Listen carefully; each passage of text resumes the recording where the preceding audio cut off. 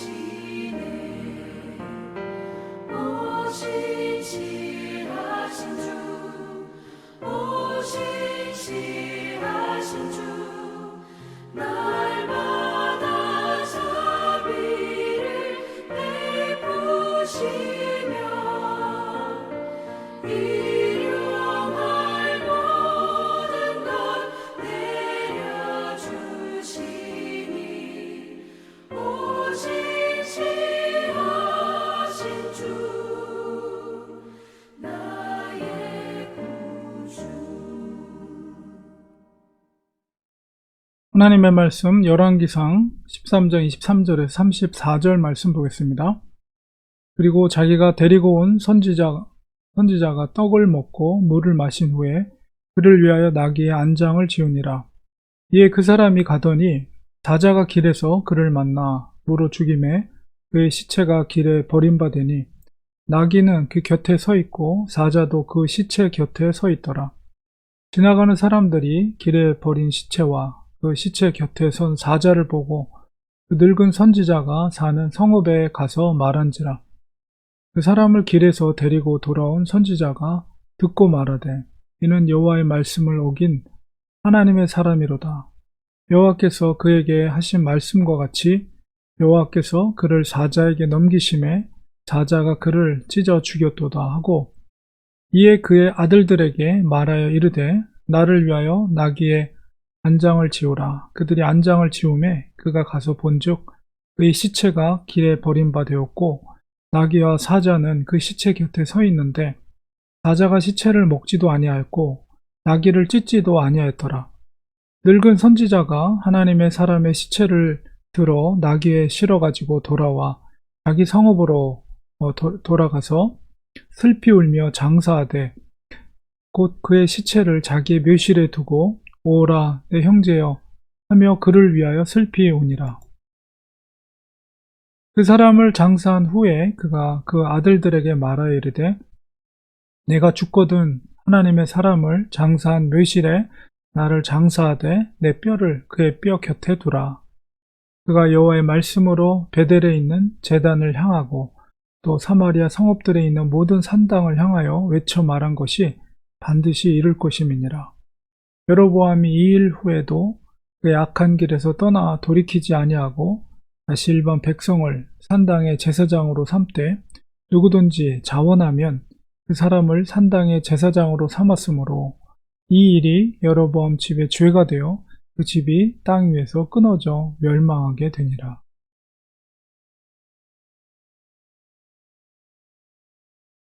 열왕기상 13장 23절에서 34절 말씀 속에서는 하나님의 사람이 하나님께서 그 노 선지자에게 말씀으로 임했던 것처럼 그가 사자를 통해서 죽음을 맞이하게 되는 사건이 기록이 되어 있습니다. 그 노사도를 통해서 하나님의 말씀이 임했고 결국은 그 하나님의 사람도 얼마나 놀랐겠어요. 그 말씀을 듣고 나귀의 안장을 지우고 그 노사도는 미안한 마음으로 두려운 마음으로 그 하나님의 사람을 태워서 이제 유다 땅으로 보냈습니다. 근데 노중에 사자가 그의 앞에 나타났고 결국 사자는 이 하나님의 사람을 물어서 죽이죠.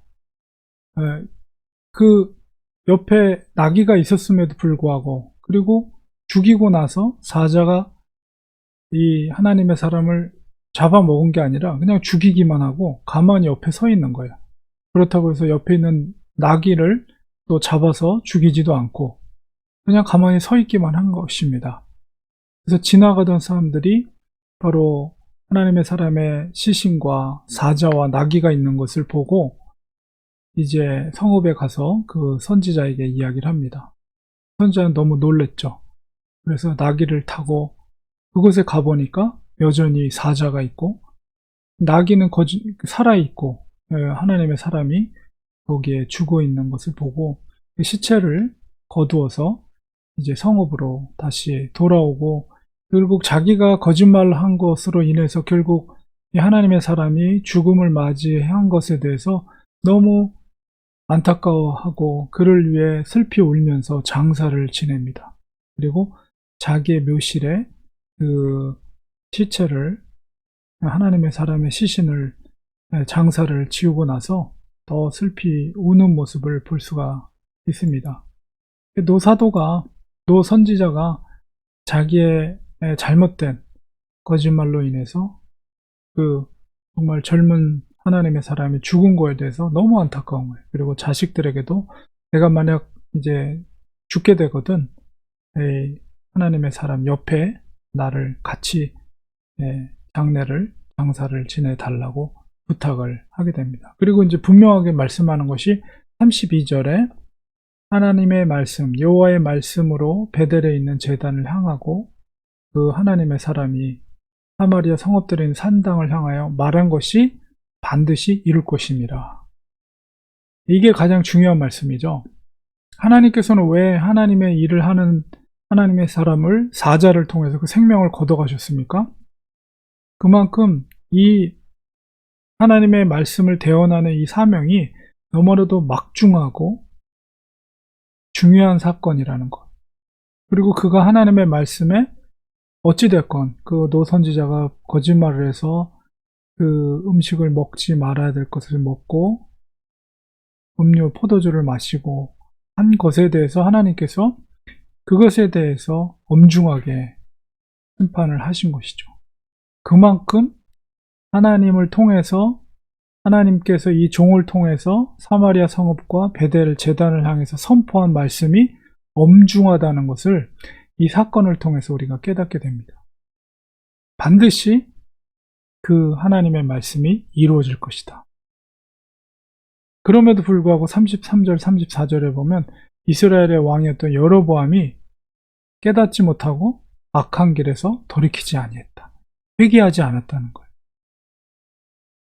그리고 일반 백성을 산당의 제사장으로 삼았어요.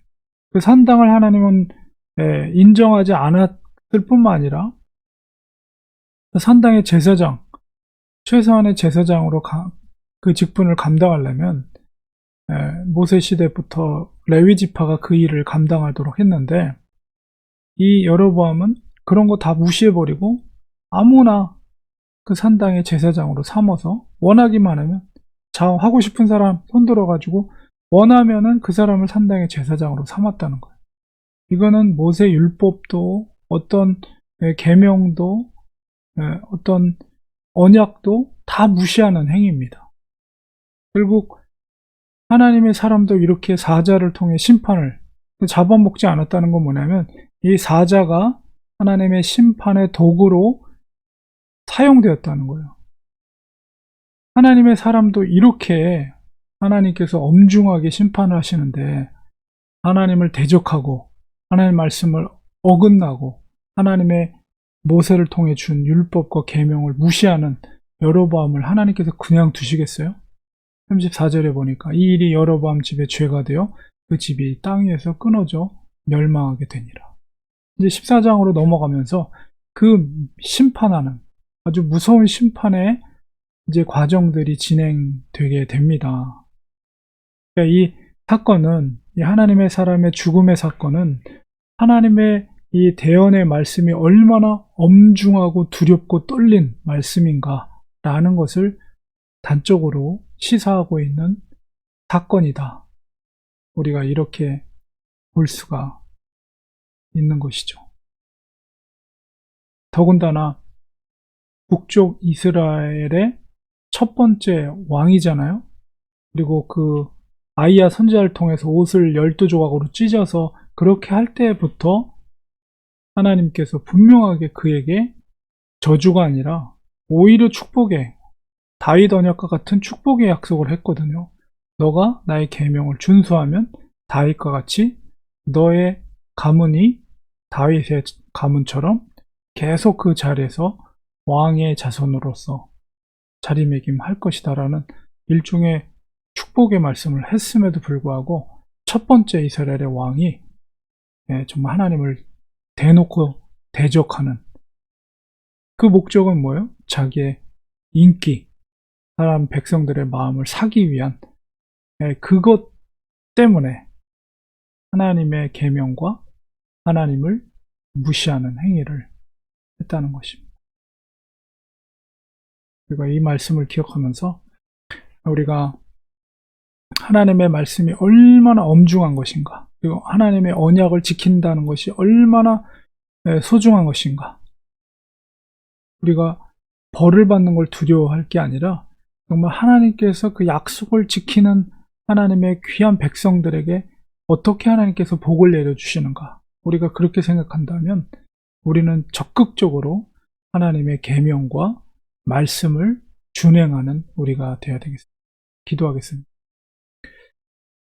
하나님 아버지, 오늘 말씀을 통해서 하나님의 사람도 하나님의 말씀을 어긋나게 행했을 때 사자를 통해서 그 종을 심판한 것을 보게 됩니다. 그만큼 하나님의 말씀을 지킨다는 것이 얼마나 엄중한 것인가를 나타내는 사건입니다. 여러분은 어리석게도 회개할 수 있는 기회를 저버리고 여전히 하나님을 대적하는 행위를 하게 됩니다. 그것은 바로 멸망의 길입니다. 하나님, 우리가 하나님을 사랑한다고 한다면 정말 하나님의 계명과 하나님의 율례를, 법도를 지킬 수 있는 우리들이 되게 하여 주셔서 우리가 하나님께 엄중함으로 심판을 받는 것이 아니라 오히려 하나님의 놀라운 축복들을 받을 수 있는 우리 사랑하는 성도들 되게 하여 주시옵소서. 예수님의 이름으로 기도합니다. 아멘. 이 시간에 우리 같이 기도하겠습니다. 오늘 말씀을 기억하면서 정말 하나님을 사랑하는 우리들이 되기 원합니다. 진정 하나님을 사랑하는 자는 하나님의 계명을 지키는 자들입니다. 우리가 하나님을 사랑한다 하면서 거짓 행하고 남을 속이고 남을 미워하고 남을 아프게 하고 이런 계명을 준행하지 않는 행동을 한다는 것은 하나님을 사랑한다는 것이 그게 진실성이 떨어지는 것이죠. 우리가 하나님을 진정으로 사랑한다면 예수님의 말씀대로 그 계명들을 순종할 수 있는 우리들이 되게 해주세요. 이런 기도 함께 드리기 원합니다. 그리고 우리 교회를 위해서 기도할 때 하나님께서 핏값 주고 세우신 우리 렌초아니 교회, 우리 교회가 정말 하나님 보시기에 합당한 교회가 될 수 있도록 우리가 복음을 전하고 세계 복음화를 위해서 주님이 오실 것을 고대하면서 주님의 뜻을 순종해 나갈 수 있는 아름다운 교회가 되게 해주시옵소서.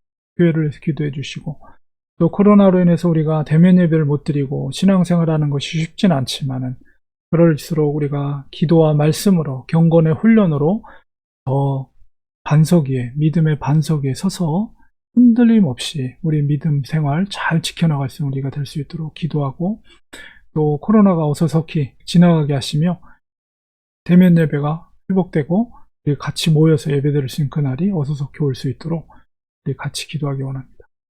성도들의 가정을 위해서 기도하고 일터를 위해서 기도해 주시고, 몸이 연약한 성도님들을 위해서 기도해 주시고, 특별히 자녀들을 위해서, 성도들의 자녀들을 위해서 기도해 주시고, 우리 선교지를 위해서, 우리 선교사님들, 우리 교회가 후원하고 있는 선교사님들을 위해서 함께 기도하겠습니다. 이 시간에 합심하여 간절히 기도하겠습니다.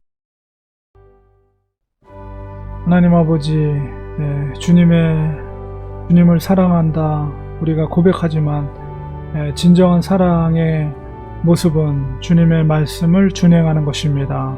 하나님께서 우리에게 말씀하신 새로운 계명들, 그 주님의 말씀을 잘 준행하는 저희들 되게 해주셔서 하나님을 사랑하는 저희들의 믿음을 직접 우리의 순종을 통해서 나타낼 수 있는 우리가 되게 도와주시옵소서. 주 하나님께 사랑해 주시고 우리 교회가 정말 하나님 사랑하는 공동체, 믿음의 공동체, 우리 성도들 모여있는 교회가 될 수 있도록 도와주시옵소서. 지역 복음화뿐만 아니라 세계 복음화를 위해서 귀하게 힘써 나갈 수 있는 우리들이 될 수 있도록 인도하여 주시옵소서. 지구촌이 한 가족입니다. 우리 성도들 세계 곳곳에서 복음을 전하는 주님의 종들이 있습니다. 우리 교회가 후원하는 선교사님들이 있습니다. 하나님 특별히 붙잡아 주시고 축복해 주시고 함께 해 주셔서 그 가정을 지켜주시고 그들의 헌신과 수고가 아버지와 주님 죽어가는 영혼이 주께로 인도함을 받는 놀라운 역사들이 일어날 수 있도록 도와주시옵소서. 힘들고 어려울 때마다 주께서 우리의 기도를 들어주셔서 우리 선교사님들에게 능력을 주시고 건강으로 지켜주시고 그 가정을 붙잡아 주시옵소서. 우리 코로나로 힘들고 어려운 시간 속에서 우리의 믿음을 지켜가고 있습니다. 우리 대면 예배 드린다고 쉽지는 않지만 그러나 우리가 정말 주님을 사랑하는 마음으로 더욱더 경건의 훈련을 통해서 하나님을 더욱더 섬길 수 있는 저희들 되게 하시고 조금 더 흔들림 없이 믿음의 삶을 사는 저희들 되게 도와주시옵소서. 우리 성도들의 가정을 지켜주시고 일터를 지켜주시고 특별히 사랑하는 성도들의 가정 자녀들을 붙들어 주셔서 믿음의 자녀들 될 수 있도록 도와주시고 하나님의 영광 올려드릴 수 있는 귀한 자녀들 될 수 있도록 축복하여 주시옵소서. 몸이 연약한 성도들 특별히 주님께서 붙들어 주시옵시고 예수 그리스도의 권능의 이름으로 치유되게 하시며 회복되게 하시고 정말 주님의 기적 같은 일들이 일어날 수 있도록 도와주셔서 하나님의 살아계심을 우리가 찬양하며 영광 올려드릴 수 있는 우리 성도들 될 수 있도록 하나님께서 붙들어 주시옵소서. 오늘 하루도 성령 충만한 복된 하루 될 수 있도록 아버지 인도하 주옵기만을 간절히 기도리옵나이다. 예수님의 이름으로 간절히 기도리옵나이다. 아멘. 이 시간 우리 축도로 예배 마치겠습니다. 이제는 예수 그리스도의 크신 은혜와 하나님 아버지의 사랑하심과 성령님의 함께하심과 도우심의 은혜가 우리 사랑하는 성도들 머리 위에, 가정 위에, 우리 자녀들 위에, 우리가 섬기는 교회 위에 지금부터 영원까지 함께 계실지어다. 아멘.